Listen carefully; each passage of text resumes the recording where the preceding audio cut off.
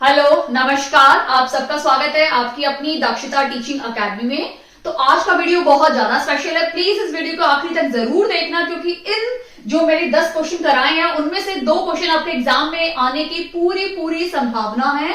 तो आइए हम वीडियो स्टार्ट करते हैं। सबसे पहला क्वेश्चन है फाइंड द वैल्यू। हमें इस टाइप की वैल्यू काफी बार एग्जाम में पूछी जाती है। क्लियर? तो बहुत सिंपल है इस टाइप का क्वेश्चन करने के लिए। अगर आप देखोगे तो 1 है तो 1 लिख लीजिए, 1 प्लस। अब अगर सिर्फ 10 है नीचे तो आप कैसे करेंगे? इससे पहले मैंने आपको वीडियोस में समझाया है। ऊपर का नंबर लिख दीजिए, यानी 11 हम लिख देते हैं। अब नीचे कितने जीरो है? सिर्फ एक जीरो है, तो आपको राइट साइड से एक नंबर को छोड़ के डॉट डाल देना है। ठीक है, अब हम तीसरा देख लेते हैं। फिर से 11 है तो 11 लिख दीजिए। अब देखिए कितने जीरो है? 1 और 2, यानी आपको राइट साइड से 2 नंबर छोड़ने हैं, 1 और 2, और उसके बाद आपको डेसिमल लगाना है। क्लियर? आप इसके आगे जीरो लगा भी सकते हैं और ऑप्शनल रख भी सकते हैं, आपकी मर्जी है। ठीक है, अभी हम थर्ड देख लेते हैं। थर्ड क्या है? ऊपर है 111 लिख दिया। अब नीचे आपको जीरो काउंट करनी है। कितनी जीरो है? 1 2 3, यानी राइट साइड से 3 नंबर छोड़ के एक डेसिमल डाल दीजिए, 1 2 3, तो डेसिमल यहां आ जाएगा। क्लियर? अब हम फोर्थ देख लेते हैं। फोर्थ में भी 3 11 है, यानी 3 3 1 1 1 है ये लेना। ठीक है, अभी नीचे जीरो काउंट करने हैं, 1 2 3 4, यानी 4 जीरोस हैं। तो राइट साइड से 4 नंबर छोड़ दो, 1 2 3, और नहीं है तो हमने खुद जीरो लिख दिया चौथा, और यहां हम डेसिमल पॉइंट डाल देंगे। क्लियर? बहुत सिंपल है करना। अब इन सबको हमें क्या करना है? ऐड कर देना है, तो हमें आंसर मिल जाएगा। ठीक है, तो क्या होगा? 1 1, ये लिख दिया, ये लिख दिया। अब इसको लिख देते हैं, तो डेसिमल लिख दो। डेसिमल के आगे जीरो है, डेसिमल के बाद 2 1 1 1 है। डेसिमल जीरो कितने हैं? 1 2 3। डेसिमल कितने हैं? 0 1 2 3। अब जहां जहां कुछ भी नहीं है वहां आप क्या लिख दोगे? जीरो लिख दोगे, ताकि आपकी कैलकुलेशन में कभी भी गड़बड़ ना आए। क्लियर?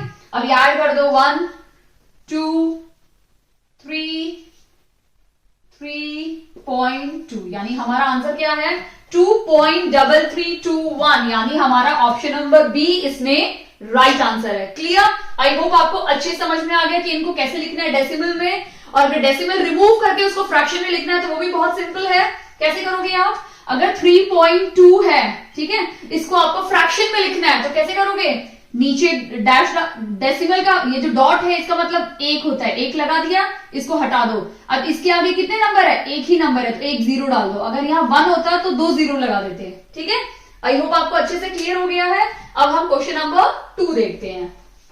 क्वेश्चन नंबर 2 हम देखते हैं। काफी बार ये क्वेश्चन भी एचटेट में बार पूछा जाता है, इंटीरियर एंगल्स का। इससे पहले मैंने आपको काफी वीडियोस में समझाया है कि इंटीरियर एंगल्स का क्वेश्चन काफी बार लगातार पूछा जा रहा है। एक्सटीरियर एंगल नहीं पूछा जाता क्योंकि उसका मेजरमेंट 360 डिग्री होता है, आपको ये भी याद रखना है। और इंटीरियर एंगल्स का हम देख लेते हैं क्वेश्चन। ठीक है, काफी बार 2 तरह से इंटीरियर एंगल पूछा जाता है आपको एग्जाम में। ठीक है, एक होता है आपसे साइड्स पूछ लेंगे कि एक पर्टिकुलर एंगल दे देंगे, उसका पूछेंगे ये किस एंगल, यानी किस पॉलीगन का एंगल है ये। ठीक है, या फिर आपसे क्या करेंगे? एंगल्स दे देंगे। ठीक है, एंगल्स दे देंगे और आपसे साइड पूछेंगे, या फिर साइड दे देंगे आपसे एंगल पूछेंगे। ठीक है, एंगल दे देंगे या फिर आपसे साइड्स पूछेंगे। क्लियर? अब इस क्वेश्चन में क्या दिया हुआ? हमें साइड दी हुई है। हमें क्या, अगर साइड दी हुई तो हमसे क्या पूछा? एंगल पूछा है। ईच एंगल, अंदर के एक एंगल, मतलब किसी भी जो हम पॉलीगन बनाएंगे उसके अंदर के एंगल्स हमें बता करने हैं। ठीक है, तो सबसे पहले आपको एक ही फॉर्मूला है इंटीरियर एंगल्स का, वो आपको याद रखना है, भूलना नहीं है कि इंटीरियर एंगल्स का एक ही फॉर्मूला है, n-2 into 180 degree divide by n, यही फॉर्मूला है। अगर आपको एंगल दिया है तो यहां पे आपको वो एंगल लिखना है और सॉल्व करना है। ठीक है, और अगर एंगल नहीं दिया तो आप क्या करोगे? साइड दी है तो हम यहां जहां जहां n है वहां क्या करेंगे? साइड डाल देंगे। ठीक है, तो यहां पे दी हुई है 15, तो 15 minus 2 into 180 degree divide by 15, तो ये क्या हो जाएगा? 13 इंटू 180 डिवाइड बाय 15। अब इसको सॉल्व करते हैं। 3 5 15, 3 6 18, 5 1 5, 5 12 60, और 13 इंटू 12 हमारा क्या हो जाएगा? 12 3 36, 6 और 3 कैरी, 12 1 12 एंड 15, यानी हमारा 156 इसका राइट आंसर है। यानी ऑप्शन नंबर बी हमारा राइट आंसर है। इसका मतलब ये एक ऐसा पॉलीगन है जिसके कितने साइड है, 15 साइड है, 15, ठीक है, कुछ कुछ बनेगा, 15 साइड बनेगी, जिनका ईच एंगल, अंदर का कैसा एंगल है, 156 डिग्री है। क्लियर? आई होप आपको अच्छे समझ में आ गया है। बट अगर क्वेश्चन में एंगल दिया हो, साइड पूछा हो, तो आपको क्या करना है, यहां वो वन एंगल लिखना है और आपको फिर एन की वैल्यू निकालनी है। क्लियर? आई होप आपको अच्छे से समझ में आ गया कि इस क्वेश्चन में सिर्फ दो ही टाइप के क्वेश्चन बन सकते हैं, एक साइड दी हो तो एंगल निकालना है, एंगल दिया हो तो साइड निकालना है। यही दो टाइप के क्वेश्चन बार बार पूछे जाते हैं और आपको कॉन्फिडेंटली ये फॉर्मूला याद रखना है और इसी को सब्स्टिट्यूट करके सॉल्व करना है। क्लियर? अब नेक्स्ट क्वेश्चन देखते हैं, नंबर 3 देखते हैं। ये भी काफी बार पूछा जाता है। हमें क्वाड्रेटिक इक्वेशन फॉर्म करनी है जिसमें सम ऑफ प्रोडक्ट हमें दिया हुआ है, यानी सम दिया हुआ है, कितना दिया हुआ है, सम -3 और प्रोडक्ट कितना दिया हुआ है, 2। क्लियर? तो जब भी आप एक क्वाड्रेटिक इक्वेशन बनाते हो तो उसका एक फॉर्मूला है, जनरल फॉर्मूला, वो है x² plus some of roots, ठीक है, प्लस x के साथ में प्लस प्रोडक्ट ऑफ रूट्स। ये आपको फॉर्मूला याद रखना है, प्रोडक्ट ऑफ रूट्स। इसका मतलब ये है कि x² plus some of roots क्या हो जाएंगे हमारे, अल्फा प्लस बीटा, और हमारे जो प्रोडक्ट ऑफ रूट्स है अल्फा इंटू बीटा। क्लियर? ये हमारा है जनरल इक्वेशन क्वाड्रेटिक की। इसी तरह से हमें क्वाड्रेटिक इक्वेशन फॉर्म करनी है, ठीक है। तो यहाँ पे सम क्या बोला है, -3, और हमें प्रोडक्ट क्या बोला है, सॉरी यहाँ माइनस आएगा, आई मेड मिस्टेक, यहाँ माइनस आने वाला है, और जो प्रोडक्ट है वो क्या है हमारा 2। तो हम इक्वेशन बना लेते हैं, x² माइनस, अंदर क्या रहेगा -3 और बाहर क्या है x, प्लस प्रोडक्ट क्या है 2। अब इसको सॉल्व कर लेते हैं, x² माइनस माइनस प्लस हो जाएगा 3x प्लस 2, खत्म। इतना सिंपल है एंड आपको आपके पूरे मार्क्स मिल जाएंगे। क्लियर? इसका मतलब हमारा कौन सा ऑप्शन राइट है, इसमें से तो एक भी राइट नहीं है, इसका मतलब ये ऑप्शन राइट होना चाहिए। अगर यहाँ प्लस आ जाएगा इसका मतलब यहाँ मिस्टेक है, ऑप्शन नंबर बी इसमें राइट आंसर है। ठीक है, आपको एक चीज याद रखनी है कि सम हमेशा नेगेटिव होता है। अगर क्वेश्चन में पॉजिटिव होता तो ये नेगेटिव हो जाता, बट क्वेश्चन में भी नेगेटिव है, यहाँ पे भी नेगेटिव है, तो नेगेटिव नेगेटिव पॉजिटिव हो जाएगा। क्लियर? आई होप आपको अच्छे समझ में आ गया है। अब हम नेक्स्ट क्वेश्चन देखते हैं। एग्जाम में वैल्यूज फ्रैक्शन में भी पूछी जा सकती है, फ्रैक्शन में भी दे सकते हैं, 4/4, ठीक है, 3/7, 2/5, ठीक है, इस टाइप की भी फ्रैक्शन में आपको वैल्यू मिल सकती है, तब आपको इसको फ्रैक्शन में ही लिखना है। अगर नहीं दिया हो तो आपको इन दोनों को नॉर्मलाइज करना है, मल्टीप्लाई करना है 35 से, क्योंकि 7 5 35, तो आप इंटू 35 सब नंबर से 35 कर दो तो ये भी 35 हो जाएगा, ये दोनों कैंसिल करके वैल्यू मिल जाएंगे आपको सिंगल टर्म्स में। क्लियर? आई होप आपको अच्छे समझ में आ गया है। अब हम नेक्स्ट क्वेश्चन देखते हैं। क्वेश्चन में 4 देखते हैं। क्वेश्चन 4 में क्या बोला है, हमें क्या निकालना है, मीडियन निकालना है। ठीक है, काफी बार पूछा जाता है मीडियन या मध्य का पूछा जाता है कि इन सब नंबर्स का हमें क्या निकालना है, मध्य का निकालनी है, यानी 30, 17, 43, 39, 18 और 40 की मध्य का निकालनी है। सबसे पहले अगर आप मीडियन निकालते हो किसी भी नंबर का तो सबसे पहला रूल क्या है, आपको उस पूरी सीरीज को या फिर असेंडिंग बड़े से छोटा या छोटे से बड़ा आपको अरेंज करना है। ठीक है, तो हम छोटे से बड़ा ले लेते हैं। सबसे छोटा नंबर क्या है, 17, उसके बाद 18 कैंसिल हो गए, ठीक है, उसके बाद क्या है 30, फिर 39 और 40, 3 3 6, 3 2 5, हमने एक नंबर मिस कर दिया, 40, 39, 43, तो ये हमने अरेंज कर दिया। ठीक है, अभी हमें क्या करना है, सबसे बीच का, मीडियन मतलब बीच का नंबर लेना है। तो यहां से मैंने ये 2 कैंसिल किए, यहां से 2 कैंसिल किए, यहां से 1, यहां से 1, बीच का तो कोई नंबर निकला ही नहीं, लेकिन इन दोनों के बीच का नंबर हमें निकालना है, यानी 30 और 39 के बीच के नंबर निकालने हैं। ठीक है, तो हम क्या करेंगे, 30 प्लस 39 डिवाइड बाई 2, ठीक है, क्या निकलेगा 9, 6 एंड 2, यानी 2 3 6, 2 4 8.5, यानी हमारा मीडियन क्या है 34.5 हमारा मीडियन है, यानी ऑप्शन नंबर ए हमारा राइट आंसर है। क्लियर? एक चीज मैं आपको और बताना चाहती हूँ यहाँ पे, अब इसमें सारे कैंसिल हो गए। ठीक है, सपोज ये 30 और ये 31 होता, उस टाइम पे आपके लिए बहुत इजी होता, 30 और 31 के बीच में क्या आता है 30.5 आता है। क्लियर? आप वो ले सकते हैं। काफी बार क्या होता है, इवन नंबर रहते हैं 1 2 3 4 5, ठीक है 6। इवन नंबर में आपको बीच का नंबर लेना होता है, यानी इन दोनों के बीच का आपको नंबर डिसाइड करना है। ऑड नंबर में आपके लिए बहुत इजी होता है, क्योंकि ऑड नंबर में 2 यहां से कट गए, 2 यहां से आपको एक नंबर मिल जाता है। इसमें भी वही हुआ, इवन नंबर होने की वजह से सारे कट गए, तो इन दोनों के बीच का हमें इस तरह से पहले ऐड करना है और फिर डिवाइड बाय 2 करके आपको मीडियन निकालना है। क्लियर? ये फॉर्मूला भी है आपका कि ऑड नंबर के लिए आपको क्या करना है, n डिवाइड बाई 2 करना है, ठीक है, n+1 डिवाइड बाई 2। और इवन नंबर के लिए आपको क्या करना है, n डिवाइड बाई 2 करना है। क्लियर? आई होप आपको अच्छे समझ में आ गया है।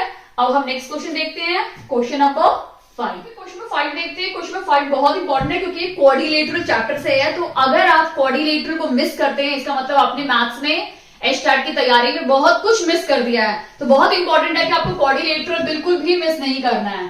क्वाड्रिलेटरल में ना आपके बहुत सारे टॉपिक्स हैं, उनको प्लीज पढ़ के जाइए एग्जाम से पहले।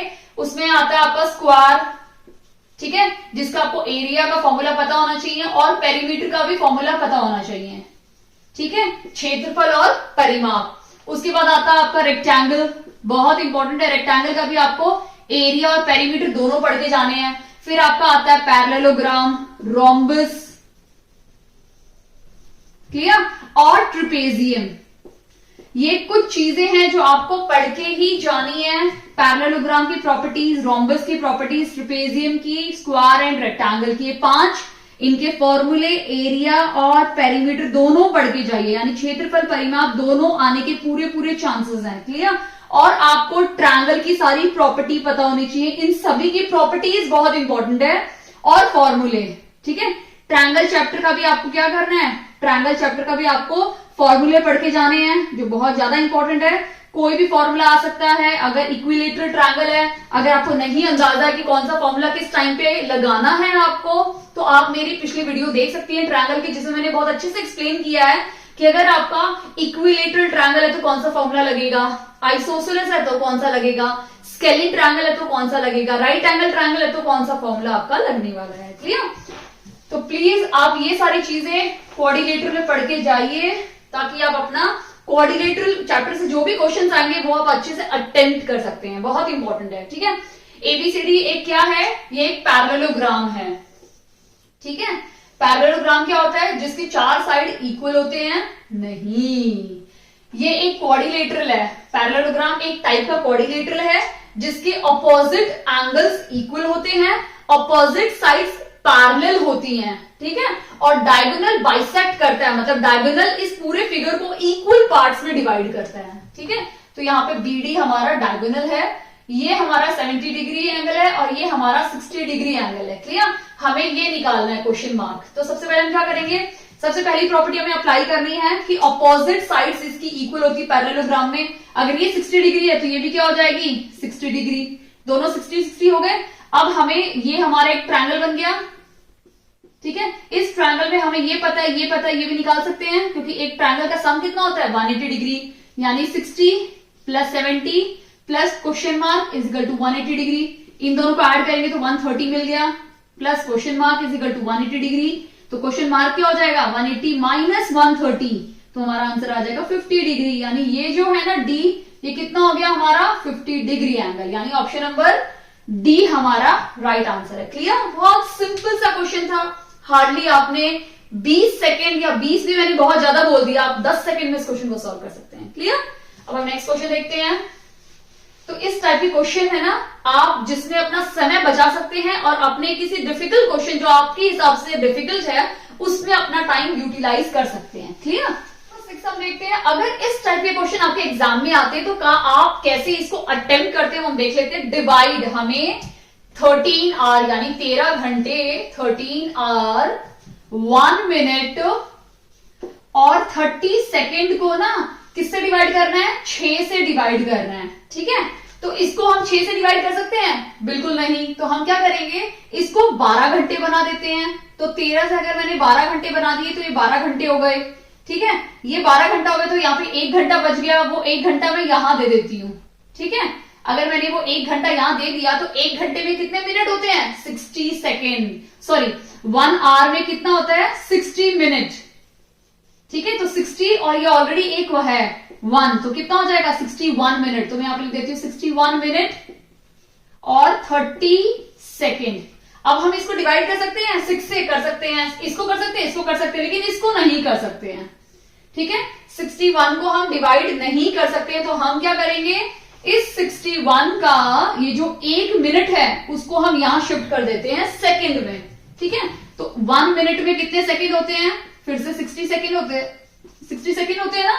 तो हम क्या करेंगे, इसको 12 ही रहने देते हैं, 12 आवर, इसको हम 1 निकाल के 1 सेकंड वहां शिफ्ट कर देते हैं, तो ये हो जाएगा 60 मिनट। ठीक है, और ये जो 1 मिनट यहां पे आया 60 सेकंड प्लस 30, तो ये कितना हो जाएगा टोटल 90 सेकंड। कितना हो गया 90 सेकंड हो गया ना। अब क्या हम इनको डिवाइड कर सकते हैं, एब्सोल्युटली बिल्कुल कर सकते हैं। तो अभी हम इसको भी 6 से डिवाइड करेंगे, इसको भी 6 से डिवाइड करेंगे और इसको भी 6 से डिवाइड करेंगे। 6 से कैंसिल किया 2 यानी 2 आवर, इसको इससे कैंसिल किया 10 यानी 10 मिनट, इसको इससे कैंसिल किया 6 1 6 और 3 बच गया, 6 5 30 यानी 15 सेकेंड हो गए। ये हमारा फाइनल आंसर है जो हमने इसको डिवाइड किया 6 से, यानी हमारा ऑप्शन नंबर कौन सा राइट है, 10 minute 15 second, option number C हमारा राइट आंसर है। देखो बहुत ये क्वेश्चन बहुत इजी है, मैं ये नहीं बोल रही बहुत ज्यादा डिफिकल्ट है, लेकिन अटेम्प्ट करना आपको पता होना चाहिए। अगर आपको आता है और अप्रोच ही नहीं पता इसको कैसे करना है, तो आप इसको मिस कर देंगे और you will lose your marks, आप अपने मार्क्स यहाँ लूज कर सकते हैं। इसलिए वेरी इंपॉर्टेंट आपको इसका तरीका या अप्रोच पता होनी चाहिए। क्लियर, आई होप आपको अच्छे से समझ में आ गया है। अब हम नेक्स्ट क्वेश्चन देखते हैं, क्वेश्चन नंबर 7 हम देखते हैं। क्वेश्चन में 7 क्या बोला है, द रेडियाई। देखो रेडियस का मतलब होता है किसी भी चीज का, जैसे सर्कल का ये रेडियस हो गया, बट अगर रेडियाई वर्ड यूज होता है इसका मतलब जब एक या एक से ज्यादा, ये सिंगुलर है वो प्लूरल फॉर्म है, रेडियस का प्लूरल होता है रेडियाई। इसका मतलब बहुत सारे सर्कल है उनका रेडियस को हम बोलते हैं रेडियाई। दो एक से ज्यादा होते हैं ना, उस टाइम पे हम वर्ड यूज करते हैं sorry radii. Clear, I hope आपको अच्छे समझ में आ गया है। तो यहां पे बोला है कि the radii of 2 circle, 2 circle का रेडियाई मतलब 2 सर्कल उनका रेडियस दिया हुआ है R1 अपॉन R2, रेडियस कितना दिया हुआ है 2:3। क्लियर, और उनकी हाइट का भी रेशियो दिया हुआ है, यानी H1 और H2 का भी रेशियो दिया हुआ है 5:3। ठीक है, हमें इनकी वॉल्यूम का रेशियो निकालना है। ठीक है, यानी वॉल्यूम 1 और वॉल्यूम 2, वॉल्यूम ऑफ सिलेंडर का क्या फॉर्मूला है πr²h। क्योंकि यह 2 अलग अलग वॉल्यूम है तो हम रिप्रेजेंट करते हैं 1 1 पहले वाले के लिए और हम पाई लिखते हैं 2 रेडियस और हाइट सेकेंड वॉल्यूम के लिए। ठीक है, अगर आप देखोगे पाई दोनों में कॉमन है और पाई की वैल्यू में है 22/7, जिसमें ये दोनों कैंसिल हो जाएंगे। तो हमारे पास क्या बचेगा r², r1 क्या है 2 यानी 2/3 होल स्क्वायर इंटू हाइट क्या है 5/3, इनका रेशियो मैंने लिख दिया। अब इसको ब्रैकेट ओपन कर लेते हैं, 4 4 और 3 3 9 इंटू 5/3। क्या ये कैंसिल हो रहे हैं, बिल्कुल नहीं, तो मल्टीप्लाई कर दो, 5 4 20 और 9 3 27, यानी वॉल्यूम का रेशियो क्या है 20:27। क्लियर, यानी हमारा ऑप्शन नंबर बी हमारा राइट आंसर है। क्लियर, बहुत सिंपल क्वेश्चन है। आपको वॉल्यूम, अगर इस क्वेश्चन में आपको वॉल्यूम ही नहीं पता है तो आप कैसे सॉल्व करेंगे, आप इसको सॉल्व भी नहीं कर पाएंगे। इसीलिए बहुत इंपॉर्टेंट है कि आप मैथ्स में मेंसुरेशन चैप्टर है उसको मिस बिल्कुल मत कीजिए। मेंसुरेशन के सारे फॉर्मूले, वॉल्यूम, मेंसुरेशन में कौन कौन सा फिगर्स आते हैं आपके, क्यूब है जो आपको पढ़ के ही जाना है, क्यूबॉइड है उसको बिल्कुल भी मिस नहीं कर सकते हो, सिलेंडर है आपका, ठीक है, आपका सिलेंडर हो गया, आपका कोन, ठीक है, सिलेंडर हो गया, कोन हो गया, और आपका स्फेयर आपका बहुत इंपॉर्टेंट है, आप मिस बिल्कुल नहीं कर सकते हैं। ठीक है, तो ये सारी चीजें जिनका आपको क्या क्या पता होना चाहिए, वॉल्यूम पढ़ के जाना है, ठीक है, लेटरल सरफेस एरिया पढ़ के जाना है, surface area and total surface area, total surface area पढ़ के जाना है। क्लियर, ये 3 चीजें तो आपको लर्न करके ही जानी है बाय हार्ट, इन तीनों के फॉर्मूले। क्लियर, अभी हम नेक्स्ट क्वेश्चन देखते हैं, क्वेश्चन नंबर 8 हम देखते हैं, फाइंड द HCF। बहुत इंपॉर्टेंट क्वेश्चन है, कि आपको एग्जाम के लिए एचसीएफ और एलसीएम दोनों करके जाने हैं। ये lowest common factor and highest common factor, ठीक है। लोवेस्ट कॉमन मल्टीपल भी करके जाना है यानी एलसीएम, और हाईएस्ट कॉमन फैक्टर भी आपको करके जाना है, ठीक है। अभी हम इन दोनों नंबर का, इन तीनों नंबर का क्या करेंगे, क्या निकालेंगे, एचसीएफ। देखो अगर बहुत छोटे छोटे नंबर होते ना तो तीनों को साथ में लिख के आप एचसीएफ कर सकते थे, बट क्योंकि नंबर बहुत बड़े बड़े हैं तो इसको हम अलग अलग करके देख लेते हैं। इसको 17 से करते हैं, ठीक है। 3 3 51 एंड 17 1 17, ठीक है। फिर हमारा होगा 51 31 31 1 31, क्लियर। अब हम सेकंड देख लेते हैं, 1 0 2 0, ठीक है। 2 से स्टार्ट करते हैं, 2 5 10, ठीक है। 2 1 2 और 0, फिर से 2 से स्टार्ट करते हैं, 2 2 4, 2 5 10 एंड 2 5 10। अभी 5 ले लेते हैं, 5 5 25 एंड 5 1 5। फिर से 17 ले लेते हैं, 17 3 51 एंड 3 1 3, क्लियर।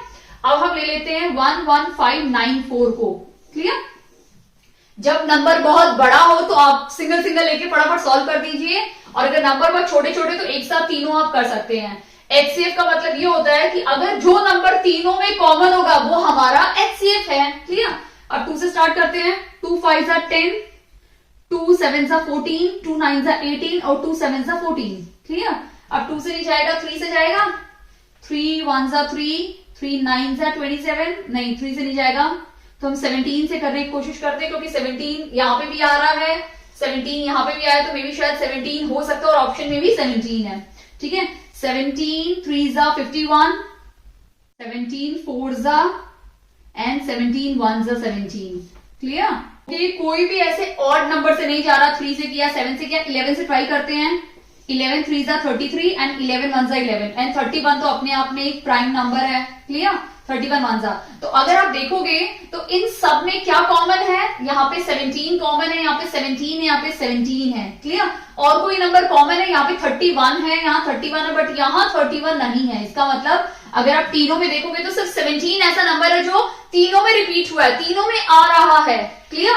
तीनों को जब मैं फैक्टराइज किया तो 17 नंबर तीनों में आ रहा है। इसका मतलब हमारा जो एचसीएफ है वो क्या है, 17 हमारा राइट आंसर, यानी ऑप्शन नंबर सी हमारा राइट आंसर है। देखो एचसीएफ क्या होता है, हाईएस्ट कॉमन फैक्टर, यानी जो तीनों में होगा वही नंबर हमारा एचसीएफ होगा। बाई चांस अगर यहाँ पे भी 31 होता, बाई चांस, तो हमारा 31 भी एचसीएफ होता, तब हम 17 और 31 को मल्टीप्लाई करते, बट यहाँ 51 नहीं है, इसीलिए हमारा 17 ही हमारा एचसीएफ रहेगा, क्लियर। तो एचसीएफ में एक चीज याद रखनी है, जब तीनों नंबर में फैक्टर करने के बाद, फैक्टराइजेशन करने के बाद, जब तीनों नंबर में एक ही नंबर कॉमन हो, ठीक है, या कितने भी नंबर कॉमन है, सब कॉमन नंबर को आपको अलग से लेना, मल्टीप्लाई करना है, that is your HCF, clear. अभी हम नेक्स्ट क्वेश्चन देखते हैं, क्वेश्चन नंबर 9। क्वेश्चन नंबर 9 क्या है, टू नंबर्स, दो नंबर्स है वो रेशियो में है, ठीक है। दो नंबर है तो हमें नंबर नहीं पता, एक नंबर हम x ले लेते हैं और दूसरा नंबर हम क्या ले लेते हैं, y ले लेते हैं। तो दोनों नंबर रेशियो में है, यानी x अपॉन y का क्या रेशियो है, 3:5, क्लियर। क्वेश्चन में दिया हुआ है, इफ 9 इज सब्ट्रैक्टेड, अगर हम 9 को सब्ट्रैक्ट करेंगे यानी माइनस करेंगे from each of them they are, अगर हम इन दोनों में से 9 को माइनस करते हैं, यानी पहले नंबर में से 9 को माइनस किया, दूसरे नंबर में से भी मैंने 9 को माइनस कर दिया, तो इनका रेशियो बदल जाएगा। रेशियो क्या हो जाएगा, 12:23 हो जाएगा, क्लियर। हमें ये जो सेकंड नंबर है y, इसकी वैल्यू निकालनी है, क्लियर। तो सबसे पहले हम क्या करेंगे, इन दोनों से क्या करेंगे, इससे और इससे इक्वेशन बनाएंगे, उन इक्वेशन को सॉल्व करेंगे तो हमें x और y की वैल्यू मिल जाएगी। तो फर्स्ट इक्वेशन को कैसे कर सकते हैं हम लोग, क्रॉस मल्टीप्लाई कर देंगे, यानी 5x इक्वल्स टू 3y। क्या हम इसको ऐसे लिख सकते हैं, 5x minus 3y is equal to 0। ये हमारी इक्वेशन फर्स्ट बन गई, ठीक है। तो मैं इसको इरेज कर देती हूँ, ये हमारी फर्स्ट इक्वेशन बन गई। सेकेंड इक्वेशन को भी हम क्रॉस मल्टीप्लाई करेंगे, तो 23 into x is 23x minus 9 3 27, 2 carry, 9 2 18, 19 20, 207 equals to 12 9 minus 108। Clear. अब हम क्या करेंगे, 23x को यहीं पे रहने देते हैं, इसको यहां पे अंदर ले आते हैं तो y माइनस हो जाएगा और -108 ये प्लस है, माइनस है वहां जाके प्लस हो जाएगा 207। ठीक है, जब दोनों को माइनस करेंगे तो हमारा आंसर आएगा 99।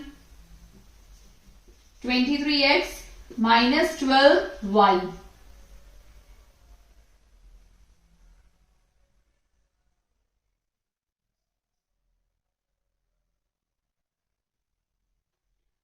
अभी हम क्या करेंगे, इनको सॉल्व करेंगे तो हमारे पास ये इक्वेशन है और एक इक्वेशन क्या है, 5x minus 3y is equal to 0। Clear. अब मैं इस वाली इक्वेशन को भी ऊपर लिख देती हूं इसी के नीचे। तो 23x minus 12y is equal to 99 और बाकी मैं सब इरेज कर देती हूँ। तो हमारी ये दो इक्वेशन मिल गई। अब इसको हम बहुत सारे मेथड यूज कर सकते हैं, 3 मेथड, एलिमिनेशन मेथड है, क्रॉस मल्टीप्लाई मेथड है या सब्स्टिट्यूशन मेथड, कोई भी मेथड यूज करके इसको सॉल्व कर सकते हैं। अब यहां पे अगर आप देखोगे तो अगर मैं इस इक्वेशन को 4 से मल्टीप्लाई कर दूं तो ये भी 12 बन जाएगी। तो मैं क्या करूंगी, इसको 4 से मल्टीप्लाई करूंगी और इसको 1 से मल्टीप्लाई करूंगी। तो 5 4 जा 20x माइनस 4 3 जा 12y और 0 से कोई भी नंबर मल्टीप्लाई करोगे तो 0 ही मिलेगा और ये हो जाएगा 23x minus 12y is equal to 99। Clear.